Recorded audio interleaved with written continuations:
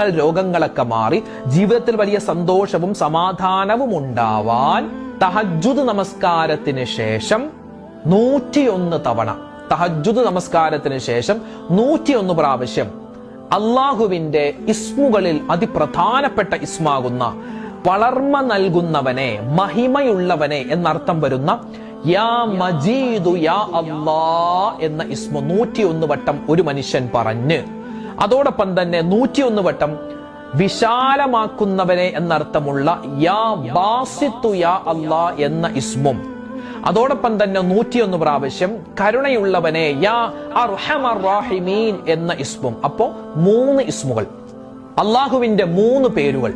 ഈ 3 പേര് ഏത് സമയത്താ പറയേണ്ടത്? തഹജ്ജുദ് നമസ്കാരത്തിന് ശേഷം. എത്ര വീതം പറയണം? 101 പ്രാവശ്യം വീതം. ഏതൊക്കെയാണ് ഇസ്മുകൾ? ഒന്ന് യാ മജീദു യാ അല്ലാ, യാ മജീദു യാ അല്ലാ, യാ മജീദു യാ അല്ലാ.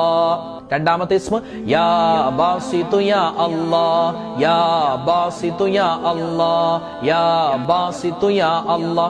മൂന്നാമത്തെ ഇസ്മ യാ അർഹമർ റഹീമീൻ, യാ അർഹമർ റഹീമീൻ, യാ അർഹമർ റഹീമീൻ. അപ്പോ അള്ളാഹുവിന്റെ അതിപ്രധാനപ്പെട്ട ഈ 3 ഇസ്മുകൾ തഹജ്ജുദ് നമസ്കാരത്തിന് ശേഷം ഒരു മനുഷ്യൻ മുടങ്ങാതെ അവൻ പറയുകയാണെങ്കിൽ, എന്നിട്ട് നല്ലവണ്ണം ദുആ ചെയ്താൽ നമ്മളിപ്പോ പറഞ്ഞ ഒരുപാട് പ്രശ്നങ്ങൾ, പ്രയാസങ്ങൾ, സങ്കടങ്ങൾ, ദുരിതങ്ങൾ അതൊക്കെ മാറി ജീവിതം നമ്മൾ വിചാരിക്കാത്ത രൂപത്തിൽ ഒരുപാട് സഹായങ്ങൾ, ഒരുപാട് നന്മകൾ അല്ലാഹു തആല നമുക്ക്